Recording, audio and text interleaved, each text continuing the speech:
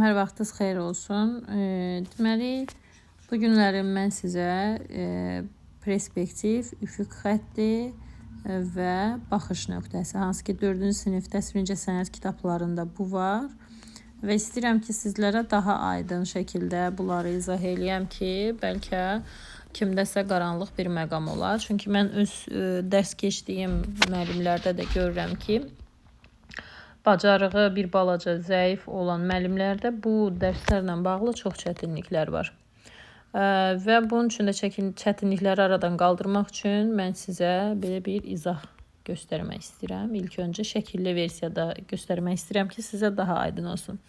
Öncəliklə biz dərsdə keçmişik ki, üfüq xətti hər kəsin özünün göz səviyyəsində olan bir belə deyim xəttir.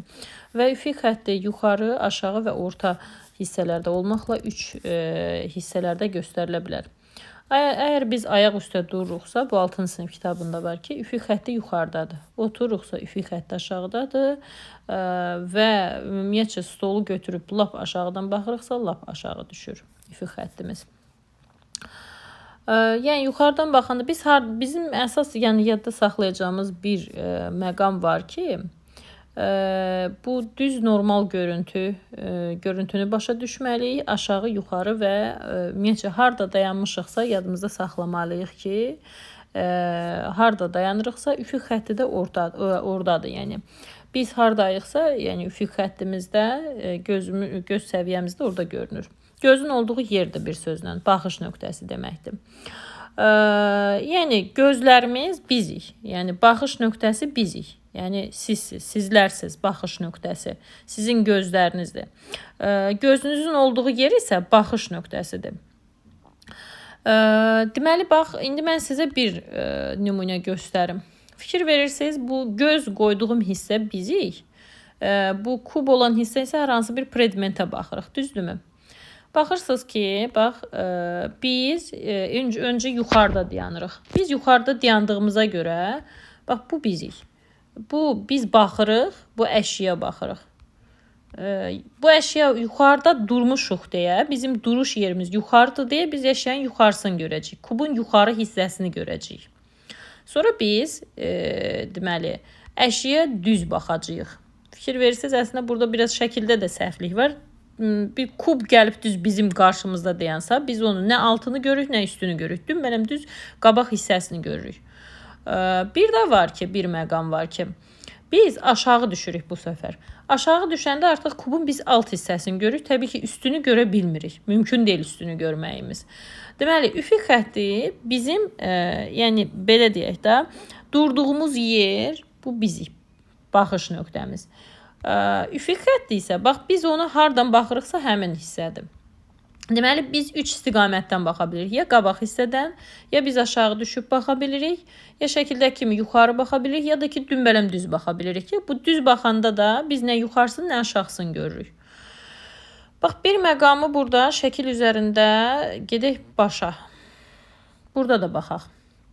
Fikir verirsiniz, biz ayağımızın üzərinə nəsə bir şey qoyub, bir əşya, bir kuba baxırıqsa, təbii ki, bizim nə olacaqdır? Bizim dayandığımız nöqtə başqadır. Biz yuxarıda dayanmışıq və ona görə də bu kubun yuxarı hissəsini görəcəyik. Sonra biz həmin o ayağımızın altında olan bu şeyi götürəcəyik, biz düşəcəyik düz. Fikir verirsiniz, artıq üfüq xəttimiz dayandı başqa bir istiqamətdə. Sonra biz ümumiyyətcə oturduq. Oturanda bir balaca da dəyişdi. Lap yerə girdik. Orada da lap aşağı hissəsini gördük. Hələ yerin içərisindən də lap aşağı düşdük. Artıq biz nə olacaq? Tam aşağısını görmüş olacaq. Yəni, bax, budur. Sadə əslində bir şeydir. Bunları sadəcə bir balaca bacarığı olan insan artıq başa düşəcəkdir. Biz dayanmışıq, yəni bu göz bizik. Əşyaya baxırıq. Üfüq xəttimiz nə olacaq? Biz yuxarıda olduğumuza görə üfüq xətti yuxarıdan, bu qırmızı gedən xətt üfüq xəttidir ki, düz baxırıq. Sonra biz baxacağıq əşyaya düz, artıq düşəcək bu üfüq xətti yuxarıdakına nisbətdə. Sonra biraz da düşəcək, biraz da düşəcək, biraz da düşdük, biraz da düşdük, getdik tən aşağı hissəsini bax bu şəkildə gördük. Deməli, bizim təkrar edirəm, gözümüzün olduğu yer baxış nöqtəsidir. Baxış nöqtəsi, yəni sizsiz, üfüq xətti də gözümüzün səviyyəsində olan bir xəttdir. Bax bu xətt. Ki hansı ki bu xətlə vasitəsilə biz artıq əşyaya necə baxırıqsa o hissədir. Bu belə. Bir neçə nümunələrlə də gəlin baxaq. Fikir verirsiniz. Kamera bizi düz çəkir. Biz dümbələm düz baxırıq. Biz belə görünürük. Sonra kamera bizi aşağıdan çəkirsə biz belə.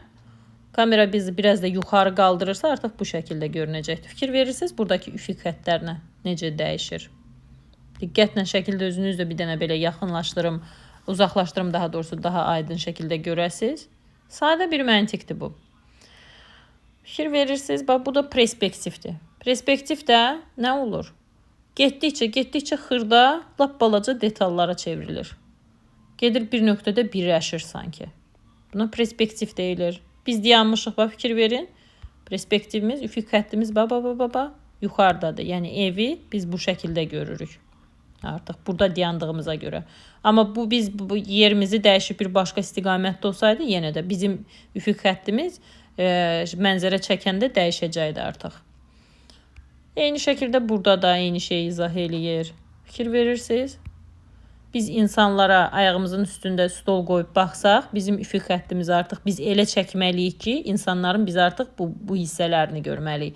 Sonra biz oturub eləsək artıq ortada eləməliyik ki, insanların görünüşü dəyişsin. Sonra biz bir balaca yenə də stolu götürüb lap aşağıdan baxanda təbii ki, aşağı hissələrini görəcəyik. Lap yerdən baxanda artıq üfüq xətti bir də dəyişəcək. Yəni belə.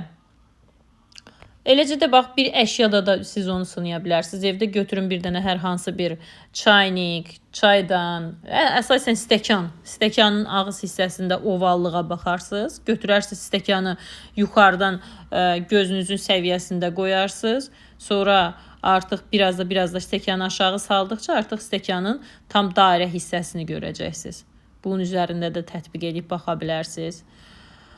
Yəni belə, bir də var bizdə hava perspektivi. Hava perspektivi daha sadədir.